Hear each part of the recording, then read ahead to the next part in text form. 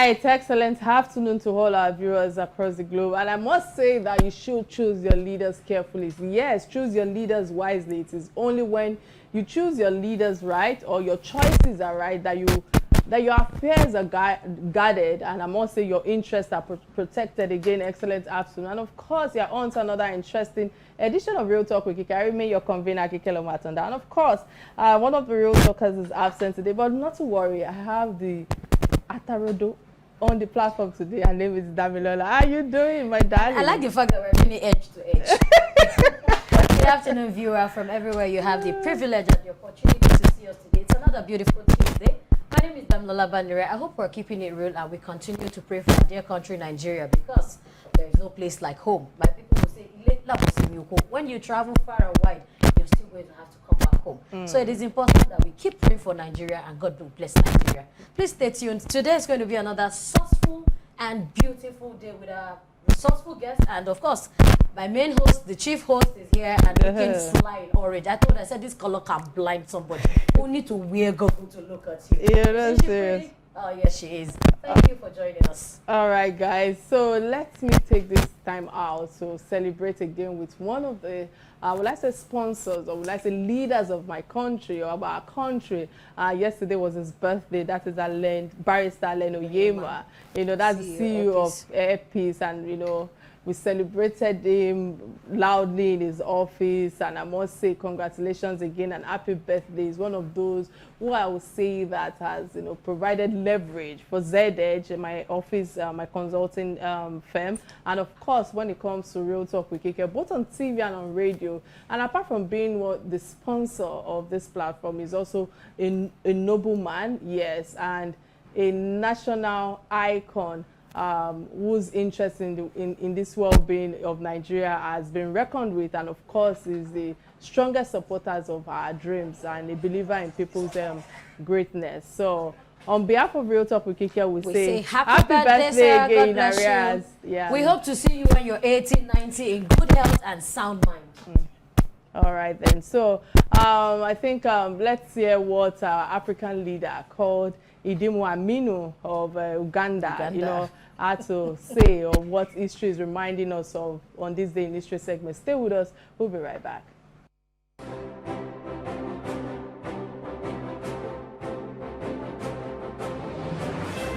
On this day in history, March 29, 1979, Idi Amin Dada fled towards his tribal homeland of Kakwa as his rule of Uganda crumbles. In 1971, General Idi Amin overthrew the elected government of Milton Obote and declared himself president of Uganda, launching a ruthless 8-year regime in which an estimated 300,000 civilians were massacred. His expulsion of all Indian and Pakistan citizens in 1972, along with increasing military expenditures, brought about the country's economic decline, the impact of which lasted decades. In 1979, his reign of terror came to an end as Ugandan exiles and Tanzanians took control of the capital of Kampala, forcing Amin to flee. Never brought to justice for his heinous crimes, Amin lived out the remainder of his life in Saudi Arabia. Did you know that during his time in the army, Amin became the light heavyweight boxing champion of Uganda, a title he held for 9 years between 1951 and 1960? Well, yes.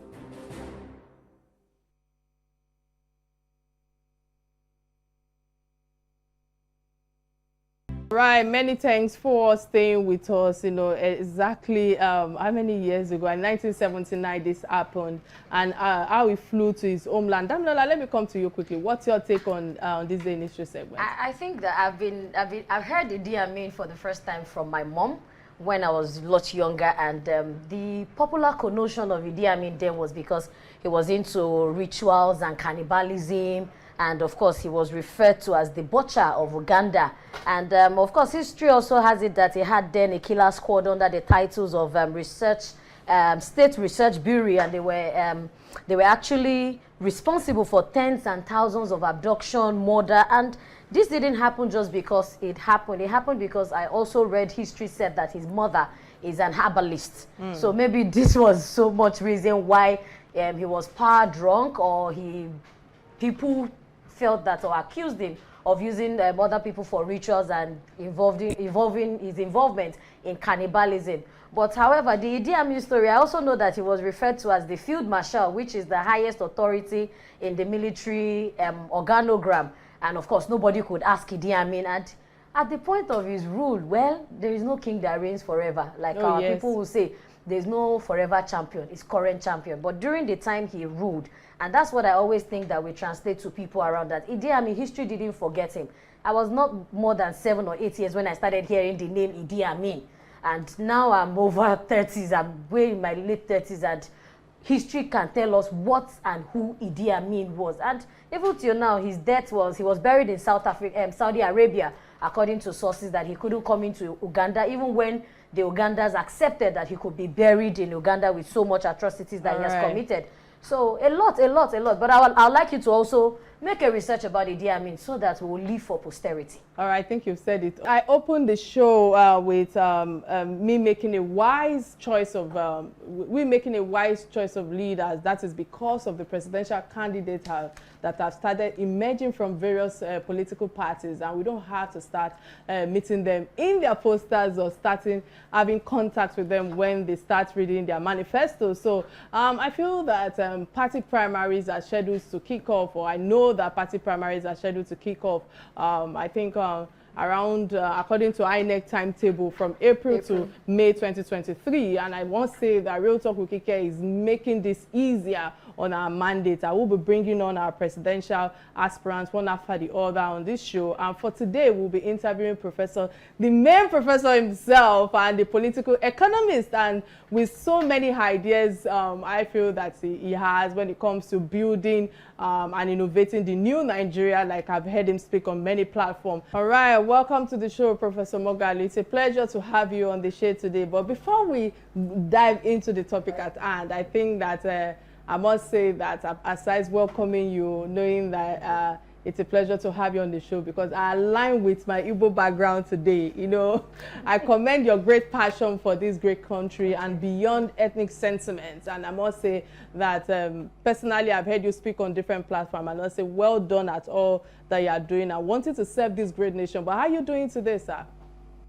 I'm doing very well.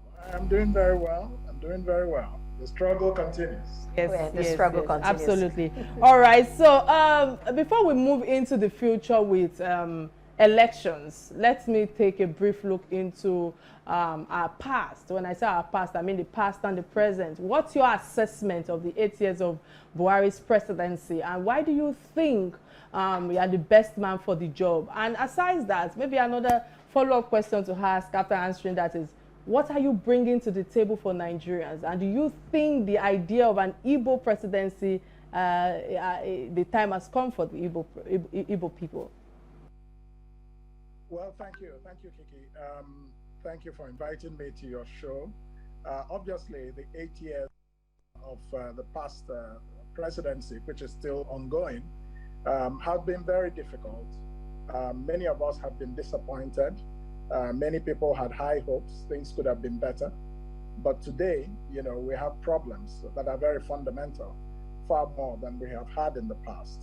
But I want to say that those problems did not begin today. They did not even begin under this administration. Nigeria has generally had many years of failed leadership under the current democratic dispensation. Now we have security problems. Insecurity is rising.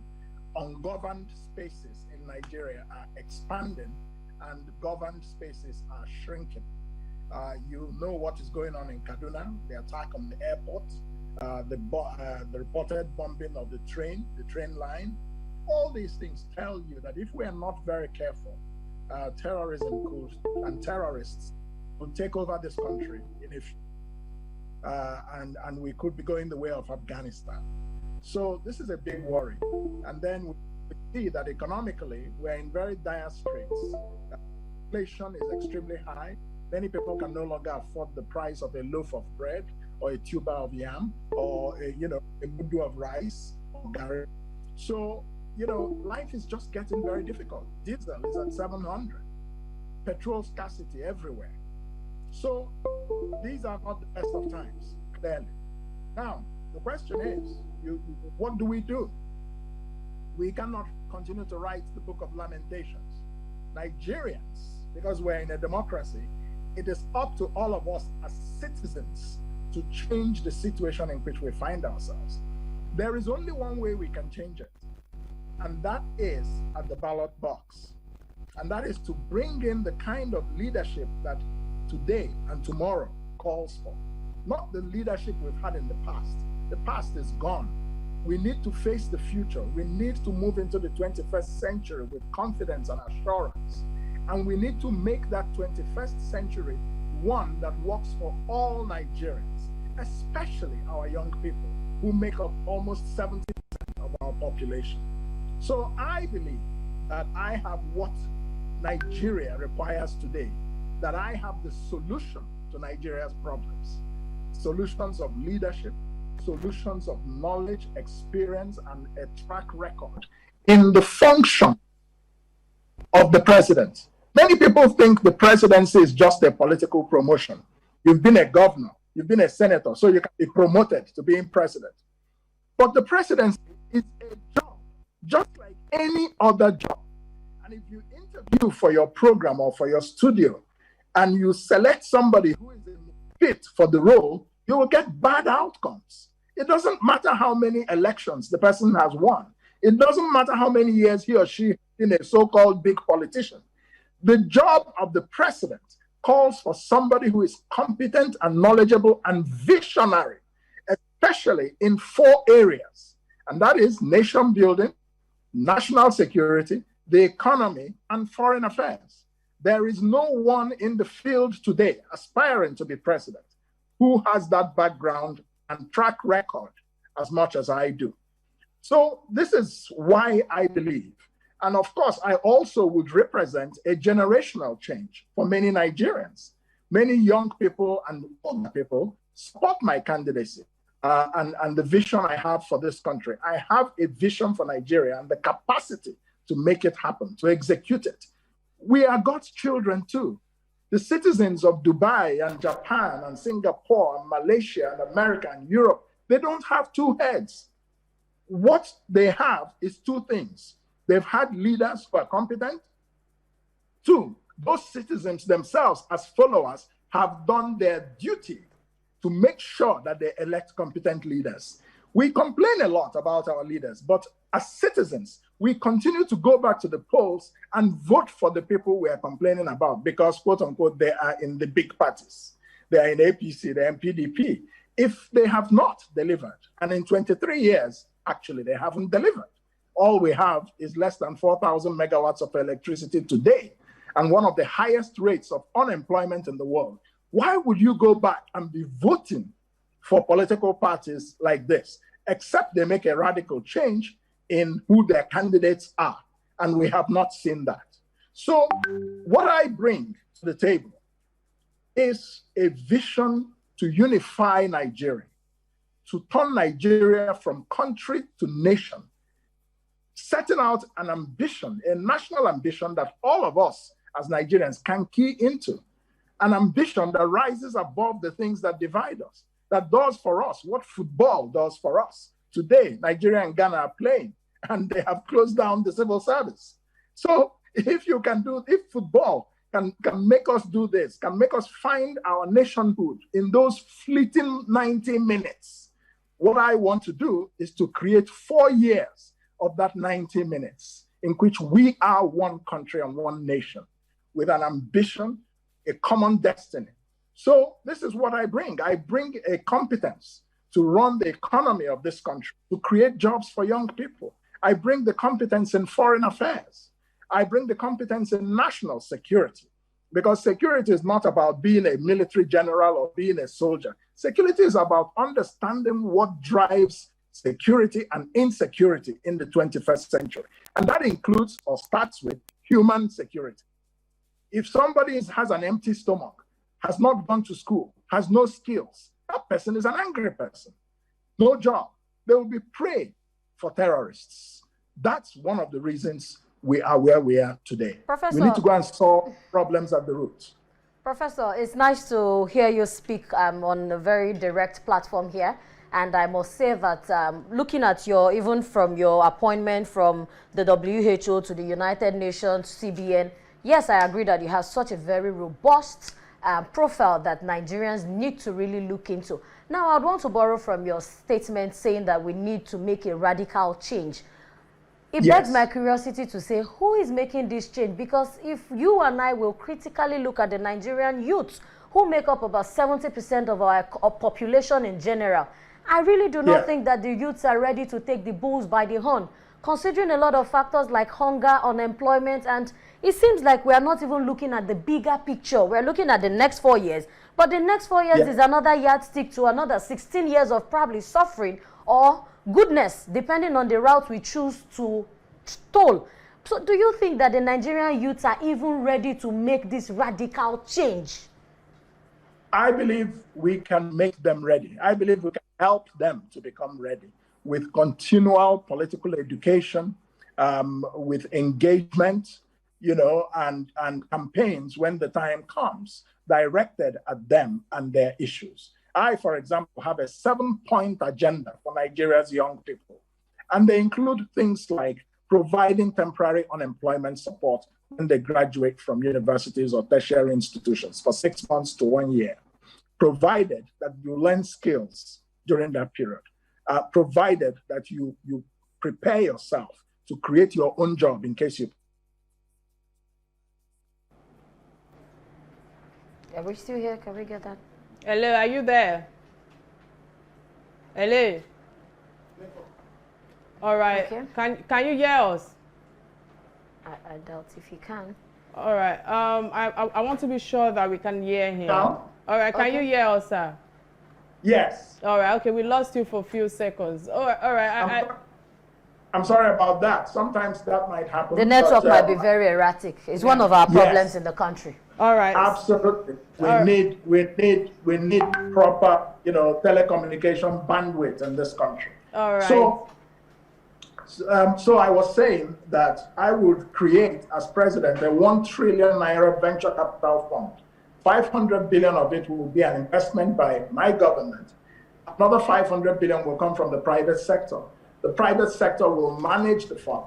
And this fund will invest in new businesses to be started by young people. It will finance the commercialization of products of innovation. And it will train young people with the skills they need for the 21st century. Jobs are very different now from the way they used to be. Most economies that are prosperous, young people create their own jobs. And that's what we have to be doing in Nigeria. And of course, we have to manage our population. So I would work on police reform, and very importantly, the educational sector must be reformed. When I become president of this country, ASU strikes will end forever in this country, because I'll get to the root of the matter. I'm a professor.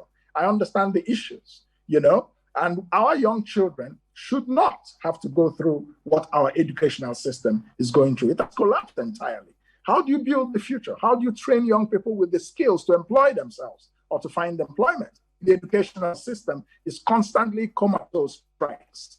So these are the issues that when we talk about young people and the youth, yes, many of them have been confused by the collapse of values in Nigeria, the materialism, the worship of the big politicians, being happy slaves. We cannot allow this to continue. Our citizens can no longer be happy slaves. We have to open their eyes for 2023. We have to shine our eye, as they say. So I know there are challenges there, but we will all work together with love, with empathy, with hope and faith, with our young people. The problems in Nigeria today are so bad that many Nigerians, including young people, are increasingly expressing their tiredness with the old order of politics in Nigeria. And they're looking for something new and different, and I hope to be the person to provide it. And my party, the ADC, the African Democratic Congress, as well. All right, many thanks, Professor Moghalu, for all that you've shared thus far. I think from the first question that I asked you, you've actually answered most of my question when it comes to fixing Nigerian economy and some of the challenges we are facing in terms of unemployment rate close to 50%. And of course, the foreign reserve that is quite down at the moment. But moving on into tackling the insecurity in our country, you know, insecurity, insurgency, and terrorism is a major problem on the hands of this administration. So just yesterday, just like you emphasized in one of your submissions when I was asking you earlier, you mentioned how the Abuja-Kaduna train was attacked by the bandits and terrorists. So I would like to know, because I feel that we keep losing lives and stability it seems to be a challenge in our country today. How do you plan to tackle this, if I may ask? Well, you know, many countries are faced with challenges of terrorism. The difference between the United States and other countries and Nigeria is that other countries equip themselves to fight terrorism and defeat it. We are not equipped to fight terrorism and defeat it because terrorists are not a regular army. They are people who work in very different ways. So we have to respond to them in very different ways. For example, many terrorists occupy these forests, Sambisa, wherever the forests are, and we're busy ordering Tucano jets to bomb them. But we have an army of 250,000 people. That is too small. You have to have an army that is large enough and equipped enough to take the ground in the forest and control it. Before your jets come and bomb, the military must, if the jets bomb, but there's no foot soldiers going into the forests to fight the terrorists where they are based and to secure it, then you will not defeat them. Also, you have to look at issues of corruption. We have heard many reports about corruption in the security and military networks, that some people have now seen the fight against Boko Haram and terrorists as a business. So they really don't want terrorism to end. This is terrible. Why does this happen? Because there isn't a sense of nationhood, there isn't a sense of patriotism, and there needs to be far more political will on the part of the president. For me, if I were president of Nigeria, one Nigerian life taken is too many. I will respond to it. Look at the Americans. Kill one of their citizens. They will hunt you down and waste you, so that you learn the lesson that the lives of citizens matters to the government. We don't see that in Nigeria. So we need to change our security network and improve it with intelligence. We need to improve intelligence gathering. Intelligence is the backbone of security in any country, and fighting terrorism successfully. Many thanks for staying with us. Glad to know you're still with us. In case you just joined the show, today's interview is with Professor Kingsley Moghalu, the presidential candidate of the ADC, and of course, he has been on the show sharing with us his vision, the mission for a new Nigeria. And let me quickly open our phone lines. Remember that you can be part of this conversation by calling the studio number 080-988 77400. Again, 080-988-77400, showing on your screen right now. And of course, we are streaming live on our YouTube page and of course on Facebook page, both on Real Talk with Kike and on Silverbird platform. And I must say, Professor Moghalu, many thanks for all you've shared thus far. But let me just tilt a little bit into your book. You know, you wrote, you touched on building. Build, innovate, and grow, which is what you wrote last in your book. But I must ask you, how can that innovation move Nigeria forward and foster growth and development in our country today? Well, you know, the way it will look is this. We have a lot of young people who are very bright and inventive. They innovate new things and new ways of doing things. So my government as president will create an ecosystem that supports them. So a lot of times in Nigeria, you see people with products of innovation on newspapers. After that, nothing happens. That's why I talked about this 1 trillion naira venture capital fund, because it will invest in these products of innovation, and they can be manufactured and refined and mass produced, you know, and this creates jobs for the inventor and wealth for the inventor, creates wealth for the middleman, creates wealth for the retailer. So our markets, if you enter the market, you will see the products of inventive people in this country. And we have many, many, many of them. But right now, they are not being encouraged sufficiently. There's no ecosystem that supports them. And we have not made this a priority. If you look at the Western world, 400 years ago, most of the world was poor. The only people who were rich were the kings and the queens and the princes and the landed gentry. What democratized wealth in the world was innovation. When people began to invent things, the steam engine, the Morse code and the telephone, the electric light bulb, the refrigerator, and one of my favorites, the toilet seat, which I think, the flushing toilet, I think is one of the most brilliant things that have ever happened in world history, because the impact on public health has been huge, and sanitation. So this improves the quality of lives. And as people's lives are being improved and they are inventing these things, people are improving the quality of their lives and creating wealth at the same time. So innovation is the secret of the wealth of nations. And that is the big thing I'm going to bring as president. Nigeria will become a startup nation in this country, just like we see in places like Israel, and Singapore and many other countries. They focus on innovation. They focus on the educational system so that the education is tilted towards science and technology a lot. And this creates opportunities to manufacture, to invent, and to create wealth. So this is my approach to the matter of innovation. When I wrote that book, Build, Innovate, and Grow, my vision for our country, I set it out. Here's my vision for Nigeria. That within the next 20 years, we should be like Malaysia. We should be like Dubai. We should be like Singapore.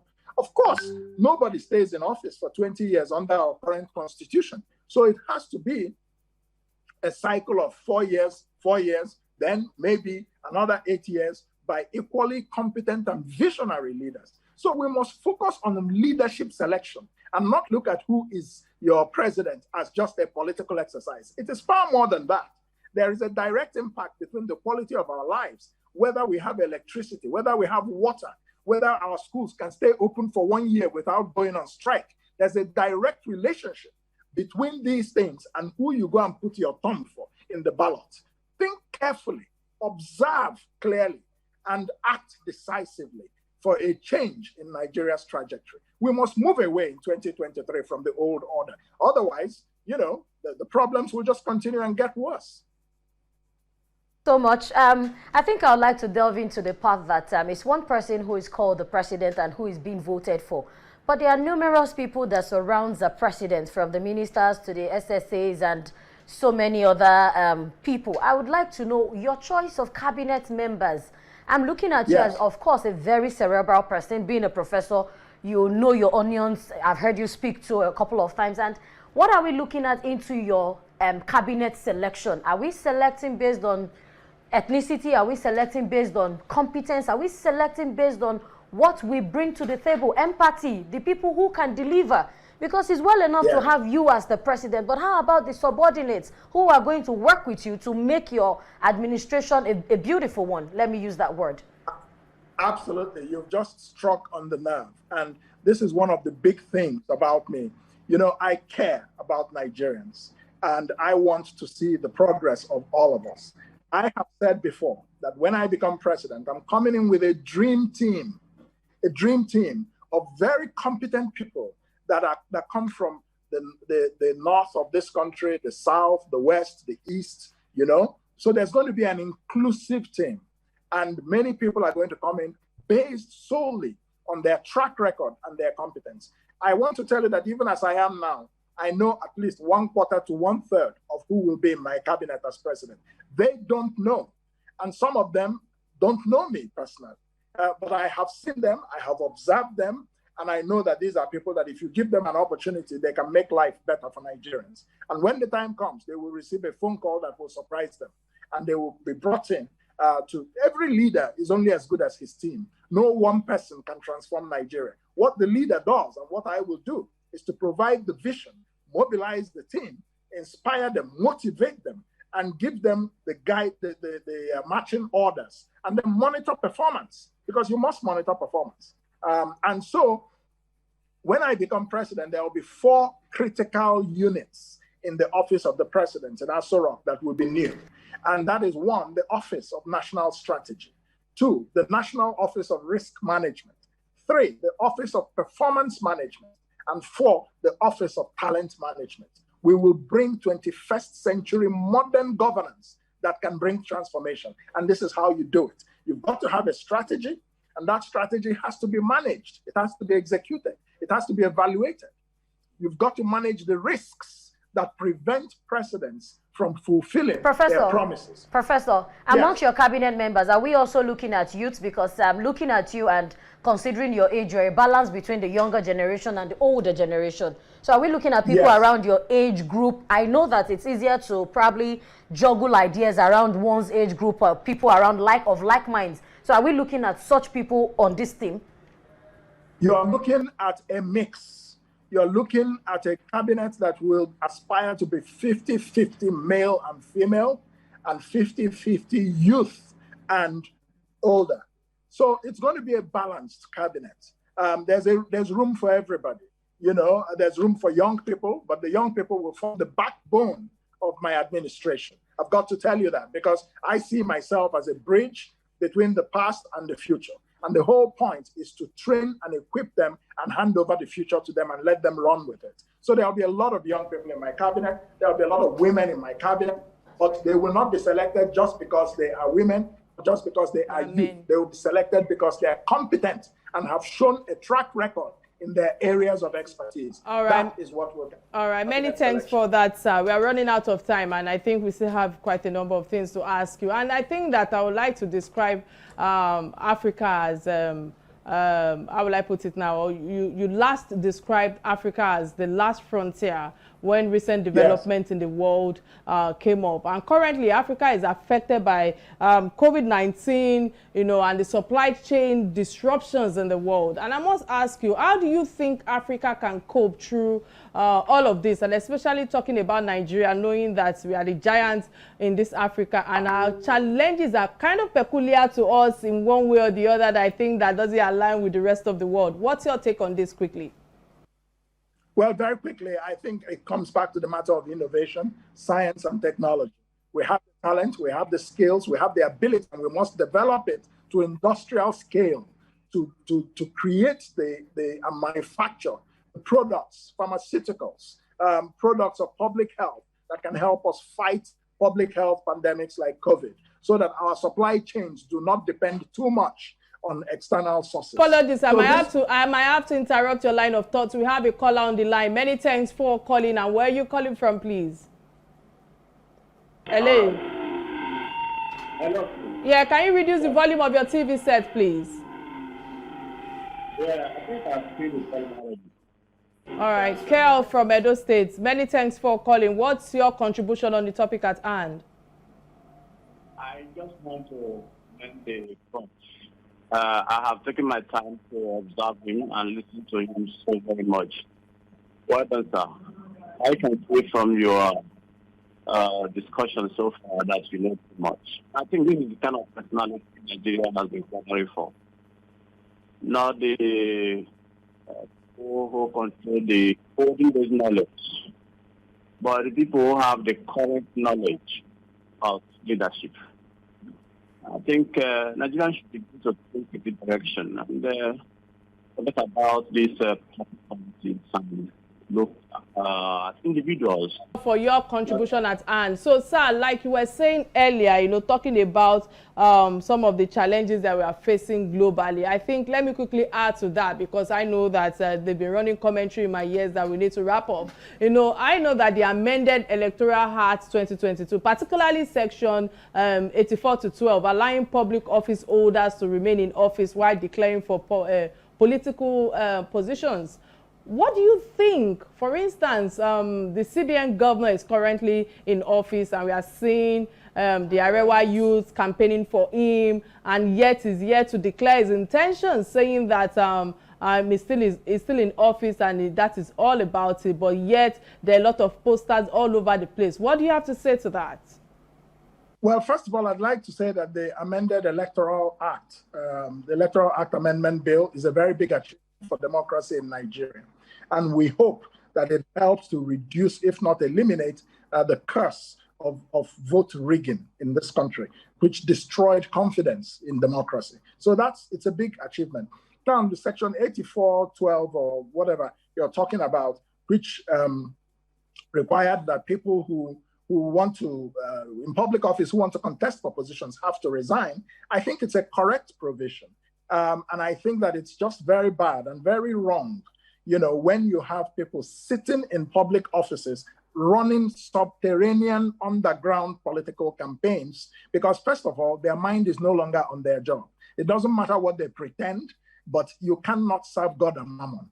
I believe that as a public officer, if you're holding a public office and you want to run for office, you should resign and go and focus on what your current preoccupation is. It's your right to run, but I think it's also very, very destructive of Nigeria's national institutions, the way the government is going, trying to fight that section, going to procure crooked court judgments, and rushing to delete, quote unquote. How can the executive delete a law passed by the National Assembly? Fortunately, the National Assembly has said they're going on appeal, and we will see where this will end up. But I don't believe it's right, the government's position, trying to change a duly passed legislation that is, on the face of it, valid and constitutional. So that's my position. I mean, this is not with regard to any specific person. It's just as a matter of principle. And it doesn't matter who it is. We should not be doing this. Nigeria's institutions are decaying, they're dying, and this is why our economy is dying. Our institutions should be run by objective and independent professionals. Every institution should not become politicized, but that's sadly what is happening in Nigeria today. All right, many thanks for that submission, sir. We have another caller on the line. Please go straight to the point, Yakubu. What do you have to say to the topic at hand? Hello? To the point, we can hear you loud and clear. Are you hearing me? Yes, please. Yes, my question is that the prof is an academic and he's a cerebral professor. Moreover, the strategy he has adopted is so far detached from the common run of society. And even those supporting him belong to the same group with him, the professors and what have you. And these professors have never rubbed shoulders with the common man in the streets fighting for their sake. Now, how is he going to, how are they going to get to the common person to make them understand what the professor actually stands for and how he intends to transform their lives? Yes. Question. Professor, did you hear what he said, sir? Can I answer the question? Please, go ahead. Yes. First of all, I am not just an academic. I'm a thinker and a doer. I am a transformative leader who has had my hands dirty in all the areas of policy, whether economics, the rule of law, diplomacy and international relations, nation building. I became a professor much later. Based on all this experience and accomplishments, I was appointed a professor of practice in international business and public policy. So I'm not just a theoretician. I have done it practically. But I want to tell you that there is no practical that can work if it's not based on a sound intellectual theory. If you cannot think it, you cannot do it. If you cannot conceptualize it, you cannot execute it. Let's stop running away from intellect. There's nothing wrong with professors except the professors that have rigged elections in the past for INEC.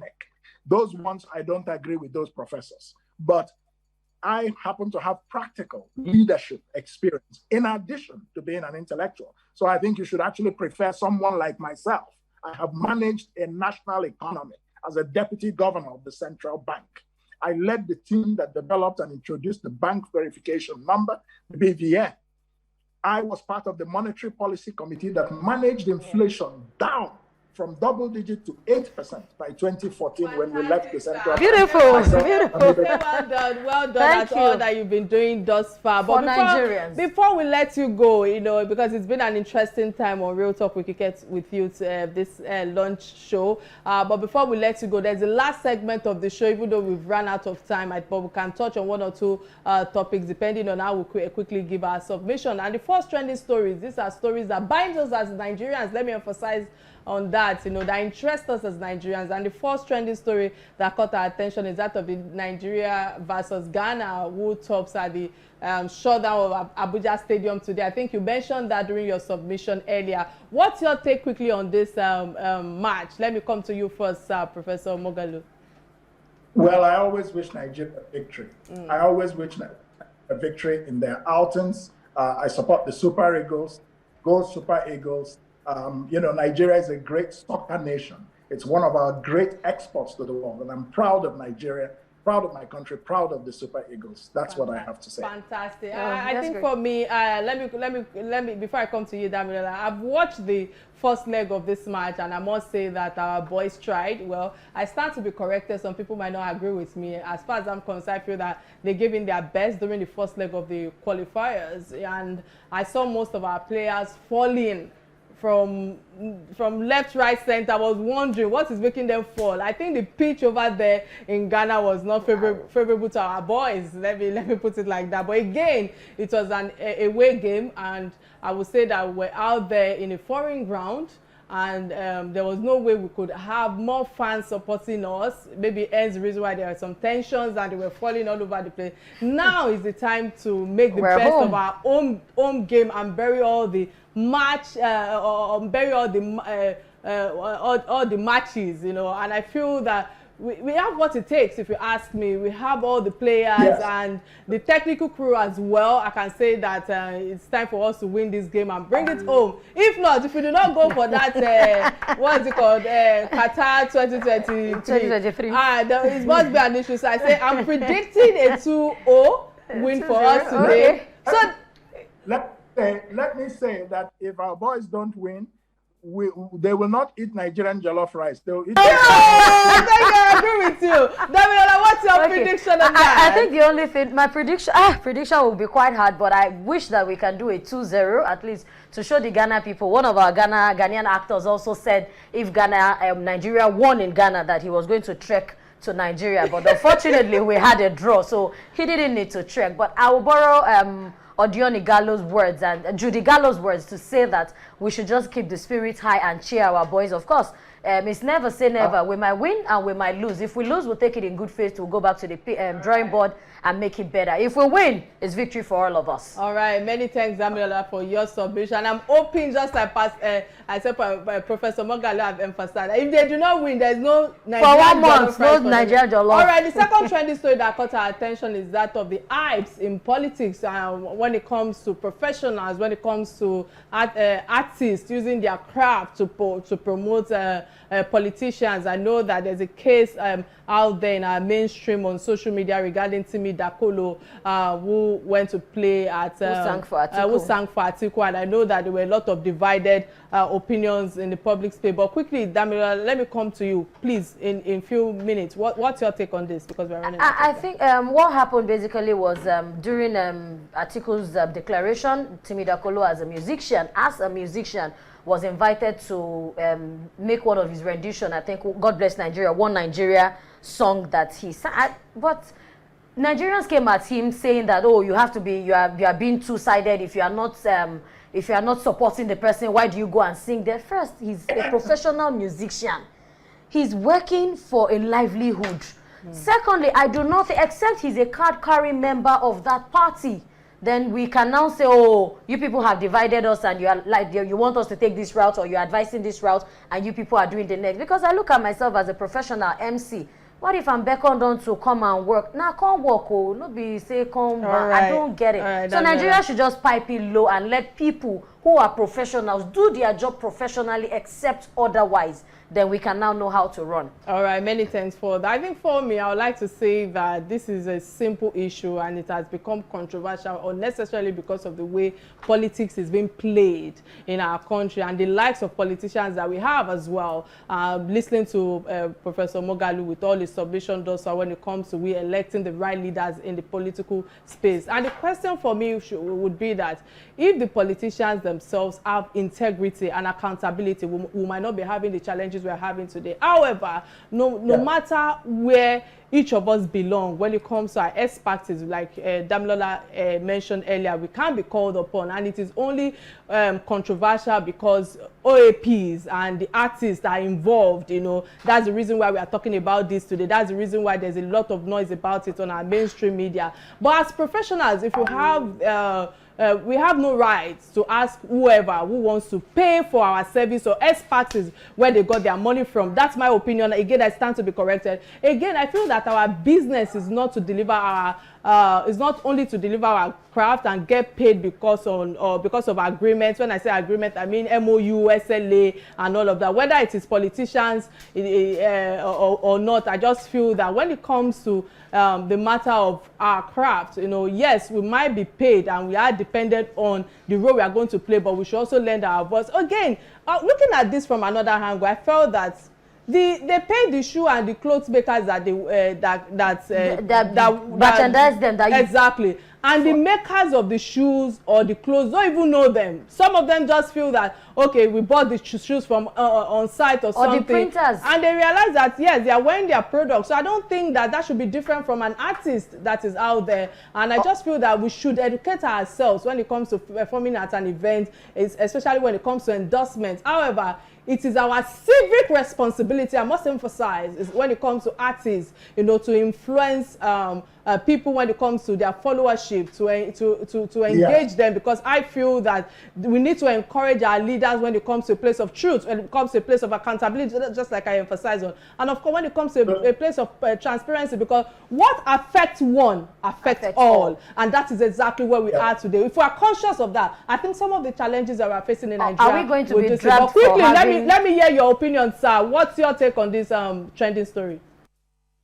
No, I think you've got it very correct. The reason why there's a lot of controversy over artists performing at political events is because of the character of our politics and the failure of our political leaders and the corruption that has come to be associated with them. So that's number one. Number two, I believe that artists should be able, who are influential, should be able to endorse political leaders of their choice, provided that is not procured, it's not bought. A lot of influencers are bought by money, not because of what they believe. Selling your influence is not being an influencer. You are part of the problem. But if an artist is influential and based on his or her own conviction as a civic duty, as a citizen, feels that Kingsley Moghalu is the right president for Nigeria and says to his or her 2, 3, 4 million followers, that's the man to vote for. God knows I wouldn't have paid for it. It is out of his or her conviction. That's quite all right. And in fact, if you look at advanced countries, even in America, many artists do that, you know, and that's how they use their influence to shape public policy by influencing the kind of leaders that emerge. Our artists need to move to this level. Is what has been happening since 1999. Are the traditional politicians doing well for you and for me? If the answer is no, why do you have to be supporting them? Why can't you support a shift to a new kind of leadership and a new breed and a new generation of leadership? That would be a very good use of your artistic platform, in my view. All right, many thanks for that great submission. And I must say that we've come to the end of another edition of Real Talk with Kike. I wish that this edition wasn't ending at all, but note that we're going to be inviting you back on this platform. And indeed, it was an awesome show on today's edition of Real Talk with Kike. Courtesy our resourceful guest, Professor Kingsley Moghalu. I wish you the very best in your what's it called, presidential ambition, and all the best. Enjoy the rest of your day. To my co-host, I say thank you for keeping it real, and bye now. Thank you. Okay, bye.